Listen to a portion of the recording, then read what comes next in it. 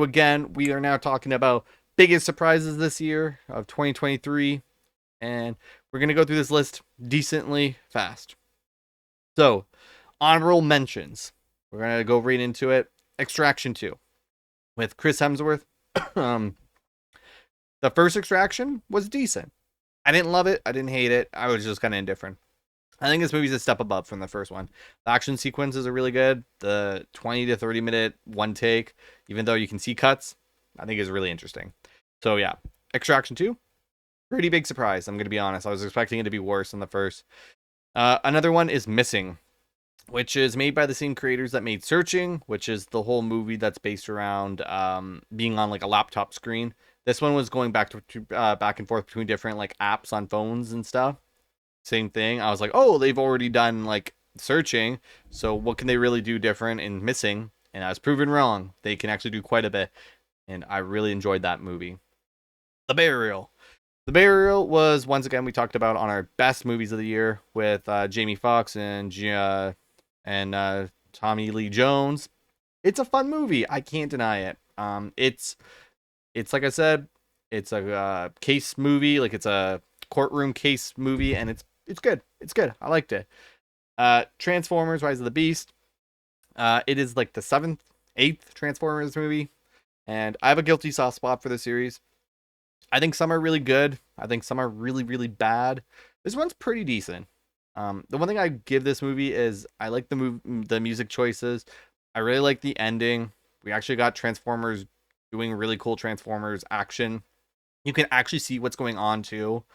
Um, yeah, like I think it's better than I was expecting. I think it's probably the best thing I can say about it. Joyride, a comedy movie that came out all about a woman trying to find her birth mother, and she kind of goes through like she tries to go out west and tries to find her. And I thought this movie was surprisingly funny. Um, I saw the trailer and I was like, okay, it's gonna be like just a goofy comedy, and it was that. But I felt like it had like a little bit of heart as well, and I just thought it was gonna be better than what I was expecting, and it was. Okay, so my biggest surprises this year, we're going from 10 to 1. Number 10, The Holdovers. As I said, it's one of my best movies this year. I saw the trailer, didn't really do much for me, but hey, this went pretty good actually. The movie was phenomenal. It had great performances. The humor was great. It's a great Christmas movie. Number 9 is Godzilla minus one. I always go into Godzilla movies, um, looking for a good time. I always do it.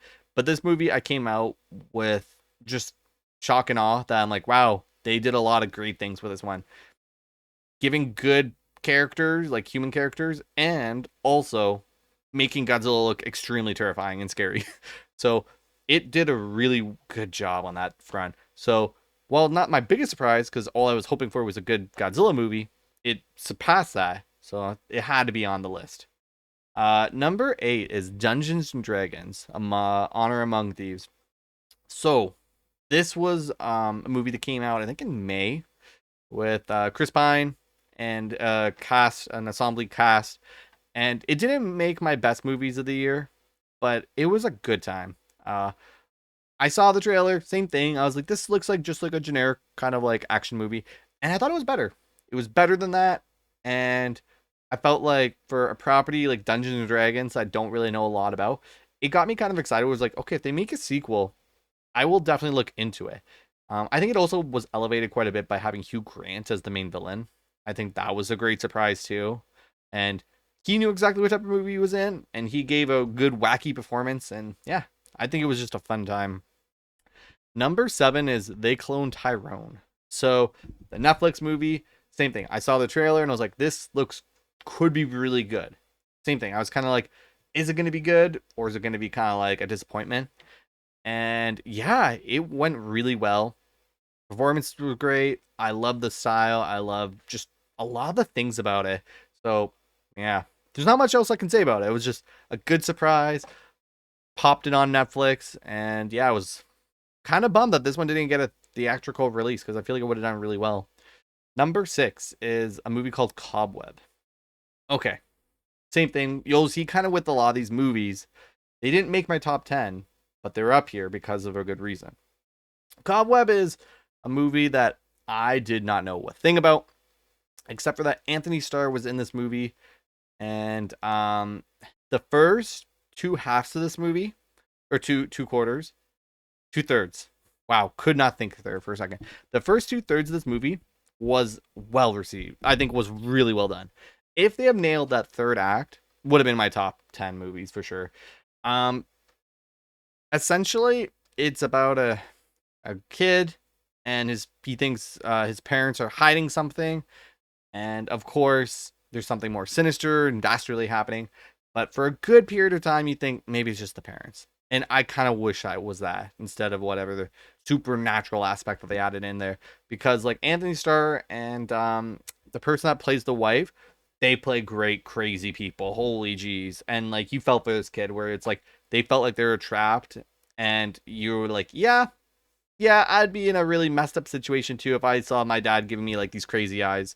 So Cobweb, it's a fun movie. I was not expecting it. Um, yeah. Next one is number 4, which is Fair Play. This was once again close to getting an honorable mention on my list. Fair Play has amazing performances.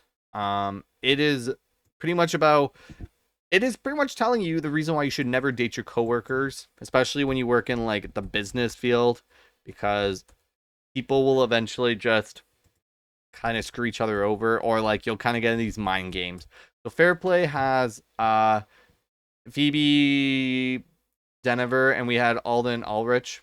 And it is, I will try and explain this as briefly as possible. It is, they work at a business firm and like a stock market firm.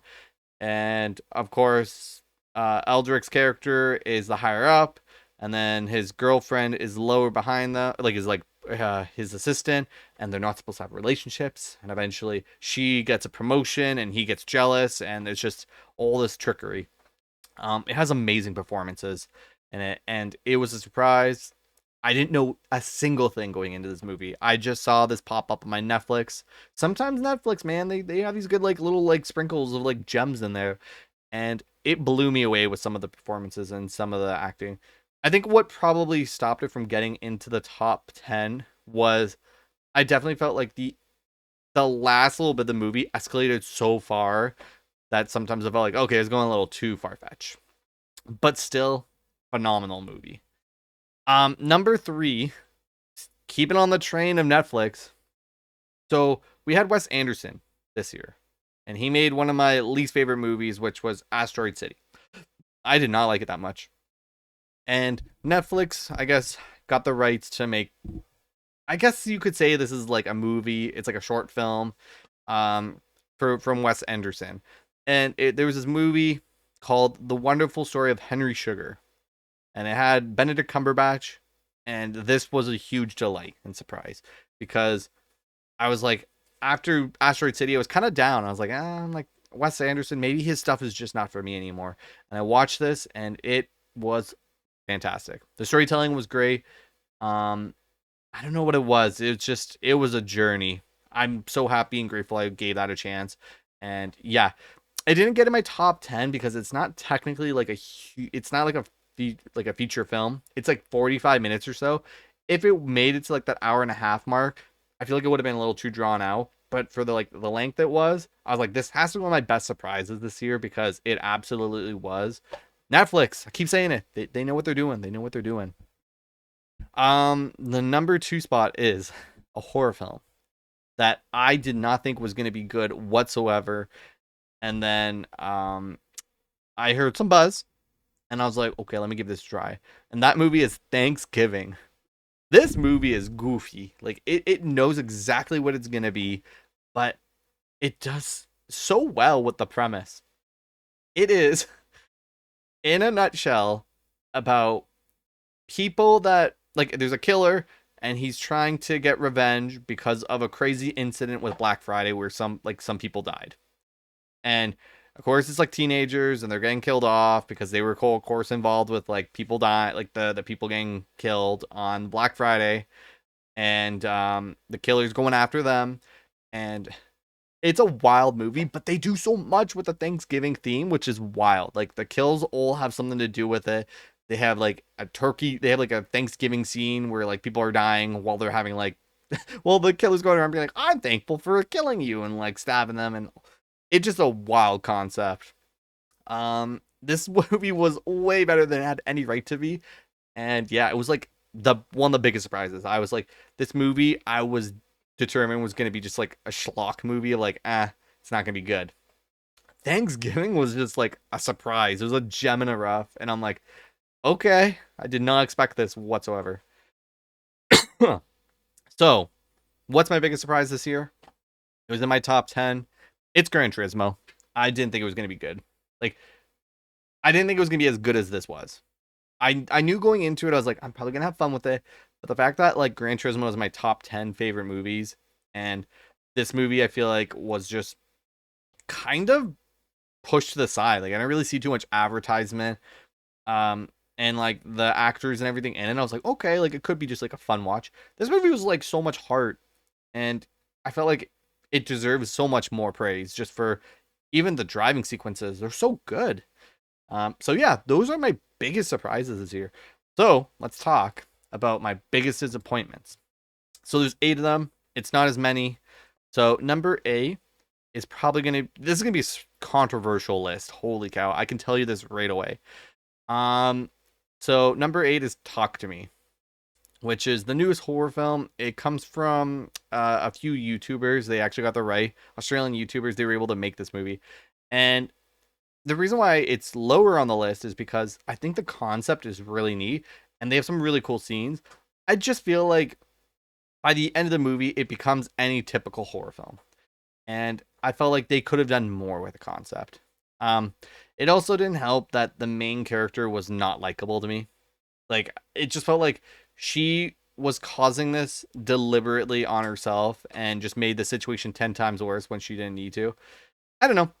It really does come down to like teenagers are dumb, and I guess I'm always on the like the pile of people that are like, let's make them act smarter than everyone thinks they are, and this one just makes them look like typical teenagers that are dumb as fuck.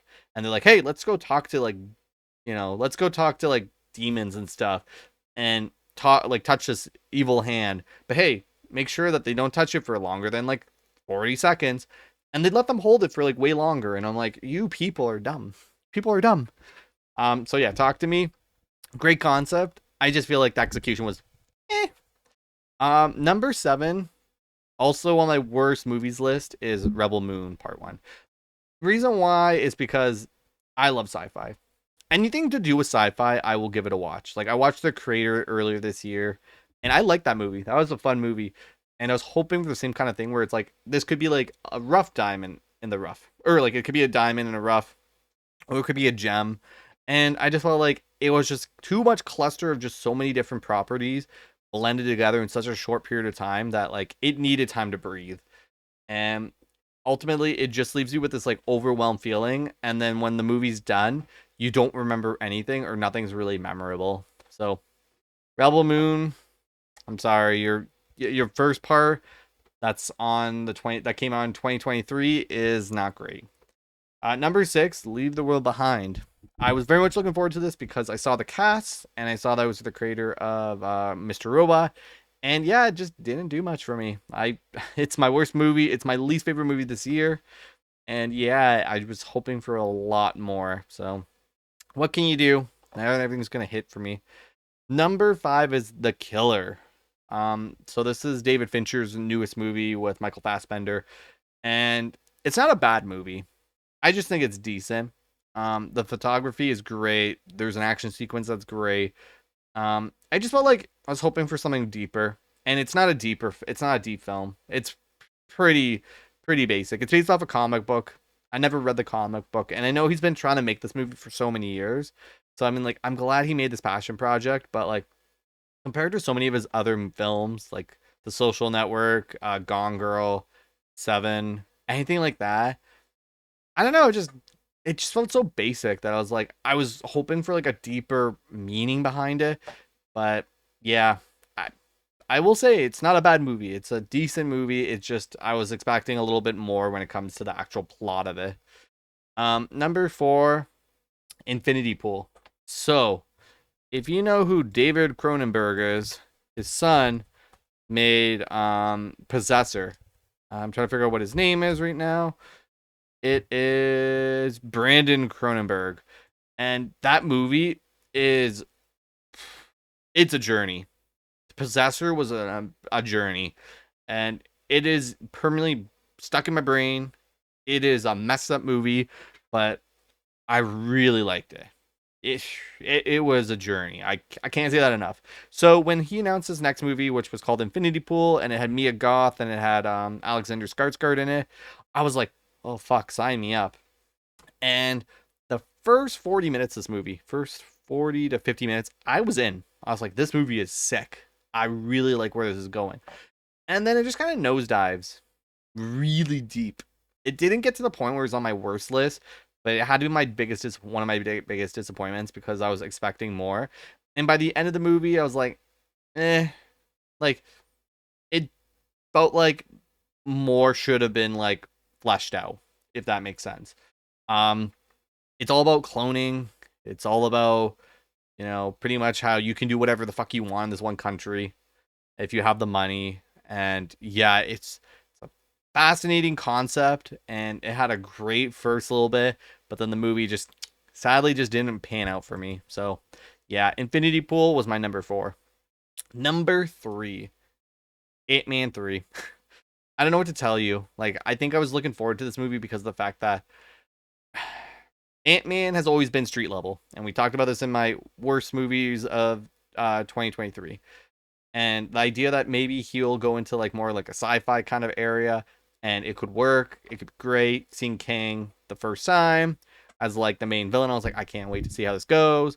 There's just like a lot of things I was kind of looking forward to with this movie, and I was like, maybe it'll be a redemption from Ant-Man and the Wasp because I didn't like that one that much. And yeah, no, this movie was a disappointment on every front. The main villain pretty much makes him look like a joke for like the MCU going forward at that point.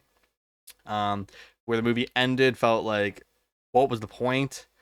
Um, it just did not work out for me whatsoever, and it's such a bummer. It's a sad thing when that happens, where you're looking forward to something and you kind of just get this middling kind of movie where you're just like, I feel nothing, and that sometimes is worse than just if it was like really bad, because at least then you kind of are like, oh, this is memorable. um yeah, number two is going to be a big one. Number two and one, I know people are going to be like, what the fuck is this? Mission Impossible Dead Reckoning Part 1. I don't know what to tell you. I loved Fallout. Fallout is probably one of my favorite Mission Impossible movies, so like getting a follow up to that, I was very much looking forward to this. And I saw this movie with my girlfriend, and she really liked it. I came out and was like, eh. And that's like still how I feel. I watched it again recently, and maybe it's that whole thing of like, it's a part one out of a part two. So like things just don't wrap up.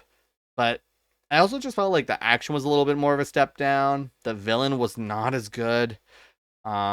Things happen where it just felt like very formulaic. Like it just felt like everything was happening to a T, like it should in every other movie, where it's like, oh no, this person, the main villain has got the plan, and everything's down, and they're like, then Ethan needs to get a pep talk and be like, I can do this alone, and then it's like, no, we're a team, and then they go and do this, and it just felt like I'm watching the same movie again. But like a not as good version of it. It just, I don't know. It got to the point where I was just, I think I dozed off for like 10 minutes. And the first time I watched it. The second time I made it through, but like that second time still solidified that I'm like, this movie was okay, but sadly a huge disappointment because I was expecting so much more. I was expecting so much from like the part one, but also the whole thing about like AI and stuff. I'm just like, it's such a basic concept now that they do. So what is my biggest disappointment? So, my biggest one is Sazum, if I pronounce that right. It's made by the director who made Your Name, Weathering with You, the Garden one as well, 5 centimeters or something as well. Either way, I will figure out what his name is in just a second. This movie, I was so hoping to love because I really have liked the previous movies quite a bit. Even Weathering with You, which I thought was a little bit of a step down. Maka, Shinkai. He has made some really amazing movies. Your Name is probably my favorite animated movie, like anime movie of all time. That movie I love. So I had the chance to go see this in theaters, and I remember coming out of it, and I just didn't know how I felt about it. It's about her having like this journey trying to get this chair and trying to close these doors so then the chair can become like a person again. And yeah, it just didn't work for me. It really didn't. It's a beautiful looking film. It's got a great like score great score as well. But like I don't know, the story did nothing for me. And that's kind of like the worst feeling is like when you feel like you can't get behind a story and you're sitting there for like the hour and a half, 2 hours, and I'm like, man, this is just not what I wanted at all. And this is gonna hit for people. I can tell, definitely tell. It's gonna be a great movie for a lot of people. Not for me. It just didn't do anything. So yeah, that's sadly my biggest disappointment this year, just because of the fact that like I was so looking forward to this. I remember seeing it pop up on my local theater, and I was like, I gotta go see this movie. And yeah, sadly, that's what happens sometimes. Sometimes movies just don't resonate with you, and you just can't do anything about it, right? Anyways, that is it. Thank you everybody for tuning in for any of these videos. Like there's gonna be like 3 separate videos all together, back to back to back. So yeah. Anyways, I will talk to you guys later. I might do one for best video games of the year and like biggest disappointments and stuff like that. But we'll see. We'll see if that happens. Anyways, I will talk to you guys all later.